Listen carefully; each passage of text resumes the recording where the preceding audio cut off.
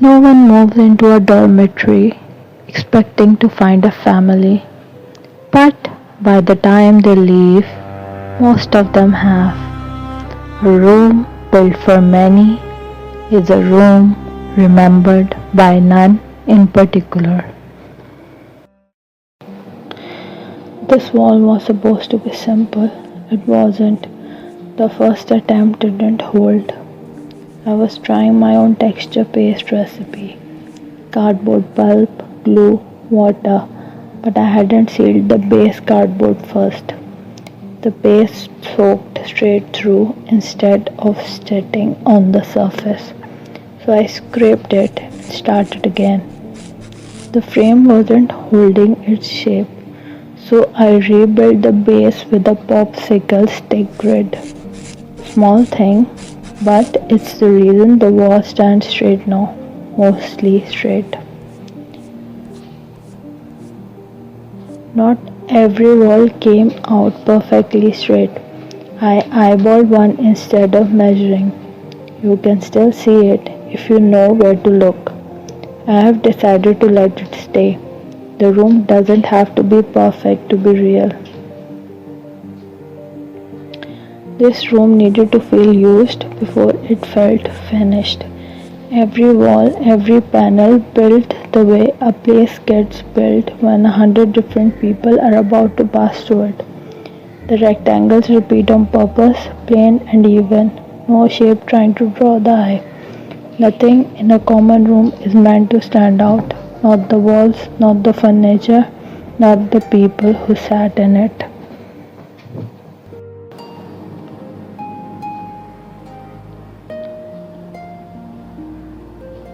Every color in this room comes from the same five tubes: red, yellow, blue, black, white.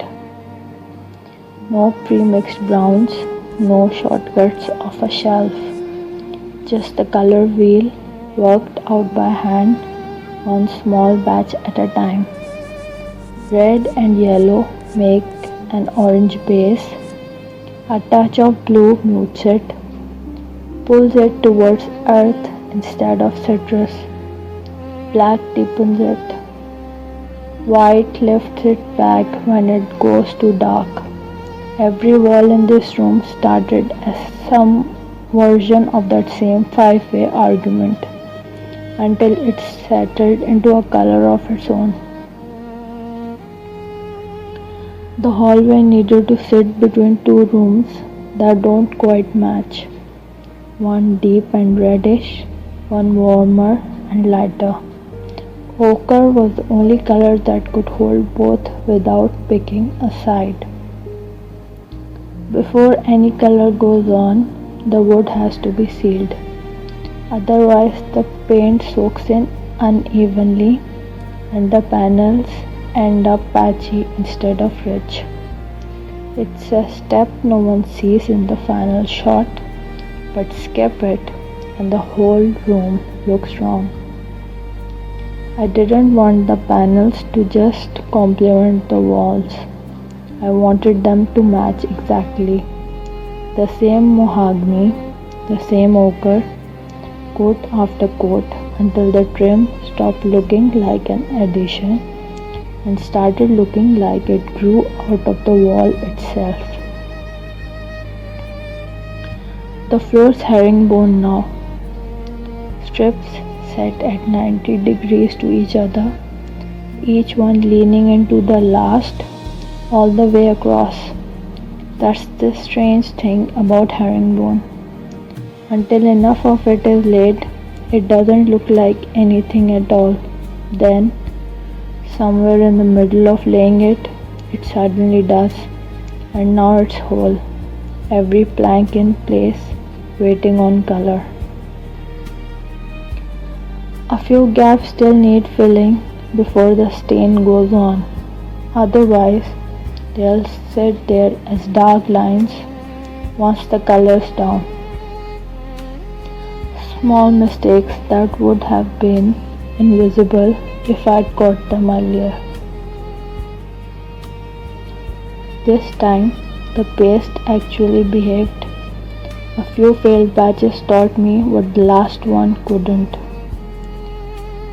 The right consistency, the right seal underneath it. Small win, but I'll take it. Half of this room already knows what it wants to be.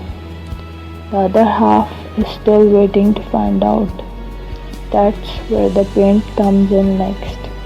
The ochre, the walnut, the mahogany, all of it is going on wall by wall until the whole room finally agrees with itself.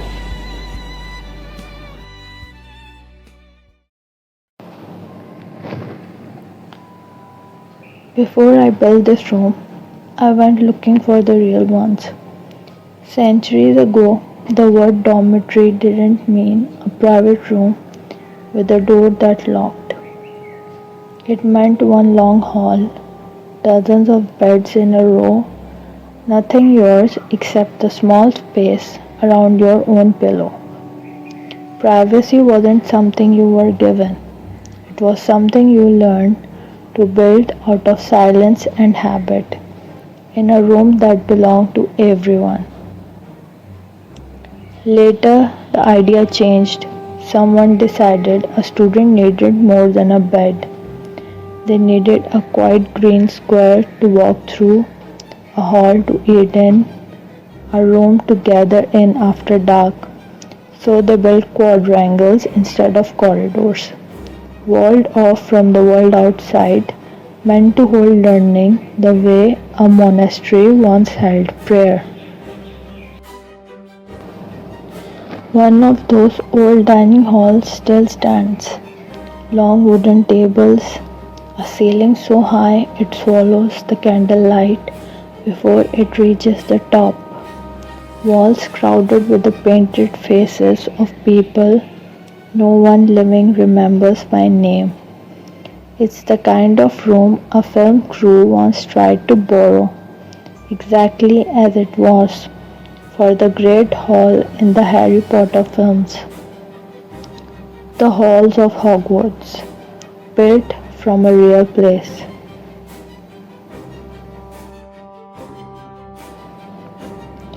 It didn't work. The real room wasn't big enough. 4 long tables, one for each house, simply didn't fit inside 4 walls that had stood for hundreds of years. So the crew did something strange. They measured every inch of the original and built it again from nothing, 1.5 times larger than the room that inspired it. Every audience who has ever sat through those films has watched a copy. A hall inflated just enough to hold a story too big for the space that gave birth to it. Its own quite a secret. Underneath the borrowed fame, a mathematics tutor named Charles Dodson once walked those same floors, and out of a friendship formed there came an entirely different story, written under the name Lewis Carroll, Alice's Adventures in Wonderland, a girl falling through a rabbit hole into a world where nothing obeyed the rules it was supposed to. Looking closely enough at the windows of that hall today, and you'll find her there still, in glass. A white rabbit, caught mid-run, modeled after a real child who once sat at those tables. 2 enormous stories born from the same ordinary room. One built larger than life on a studio backlot, the other painted forever into a pane of glass, small enough to miss if you don't know to look. The same room itself doesn't remember which story mattered more. It just kept holding both, the way old rooms do, indifferent to the difference between legend and life. as long as someone was there to leave something behind.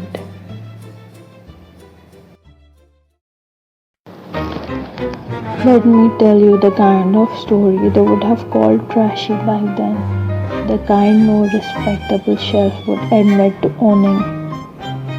A young woman arrives at a boarding house claiming to be someone she is not. She has the right letters, the right references, even the right way of holding a teacup. Only one person doubts her, an elderly companion, half blind, who says nothing because no one believes a half blind old woman over a well dressed young one. For 3 months, she is charming, she is liked, she is, by every visible measure, exactly who she says she is.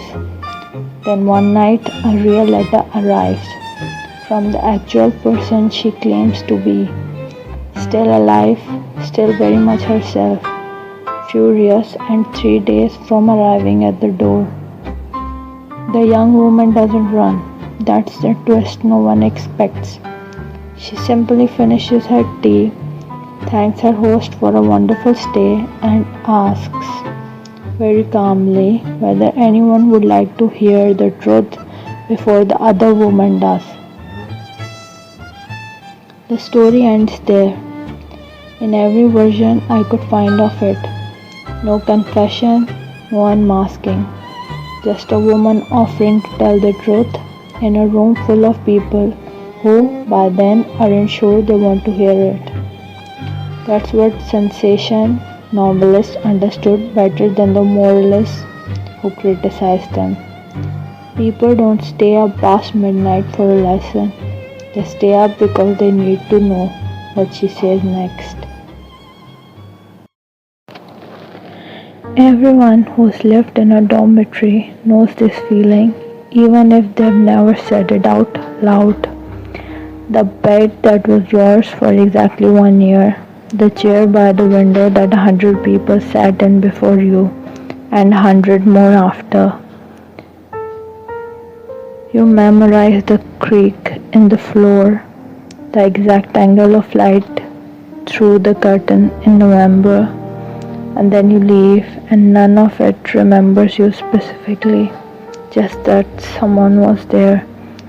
That's the strange grief of a shared room.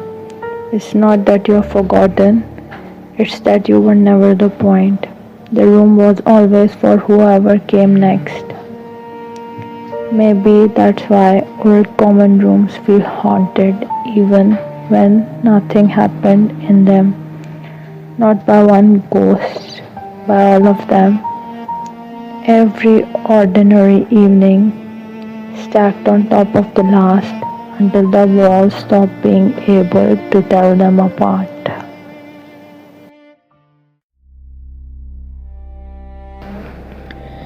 It took longer than I planned.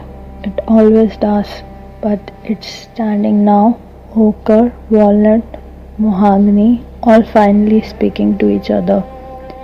Our dormitory doesn't remember who you were, only that you were here for a while like everyone else. Except this room remembers one of them a little too well. There's a name that keeps turning up in what's left behind, in a portrait no one can place, in a story half told by the walls themselves. Someone lived here who was never supposed to be forgotten, and the next room might tell us why.